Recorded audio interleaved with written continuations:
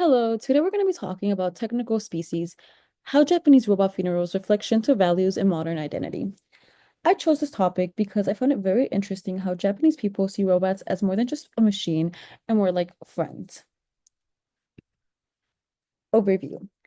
Throughout my presentation, I will explain the Japanese robot funeral rituals and how they connect to the Shinto practice, while also touching on the overall cultural assimilation of technology and the anthropological ritual theory. These rituals help reflect on the profound cultural concepts that are on animism, impermanence, and also the place of technology in society. I will explain how these cultural practices erase the human/machine dichotomy by providing examples of spiritual tradition and technological advances in Japan. Some background information. In Shinto, rituals are performed to honor and send up objects which are not just humans. This is because old and broken dolls are seen as objects that can absorb spirits through their connection with people. That is why they are normally given in funerals. For this reason, robots are used because they have lived and worked around humans, and because of this, they have now earned a form of spiritual consideration through their quote unquote life. So when they die/ stop functioning, they're given a respectful ritual farewell, just like dolls are, and become part of spiritual community. This shows how robots are not just seen as tools, but as beings worthy of mourning and respect, which makes Japan's technological culture unique. Some emotional care. In Japan, people take the saying, treat things that serve you with gratitude very seriously, and not just people, but objects as well.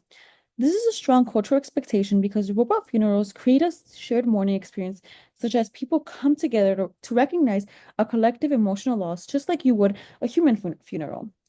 Even though robots are technically emotionless, the rituals act as a human funeral customs, which suggest that emotional attachments to robots are socially recognized and validated. This forms a temporary spiritual community because it creates a strong social bond, which enforces a sense of equality, solidarity, and shared emotion.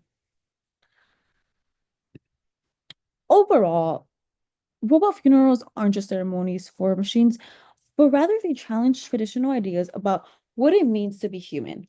This shows how if robots can have funerals, they're considered part of some sort of personhood. Rituals are evolving. It's not just about natural life and death anymore. Since robots now interact deeply and are integrated into personal and communal life, they're allowed to be mourned. Rituals like funerals show how societies are adapting traditional spiritual practices to fit new forms of life, which includes technological ones. In conclusion, these robot funerals serve as a unique intersection of traditional and innovation in Japan. These cultural practices show the way East Asian cultures, especially in Japan, use technology in a more meaningful spiritual part of life instead of just as a utility. This is an important topic because it shows how the importance of cultural beliefs have adapted and increased in the technological world. Thank you for listening to my speech, and these are some of the sources that I used.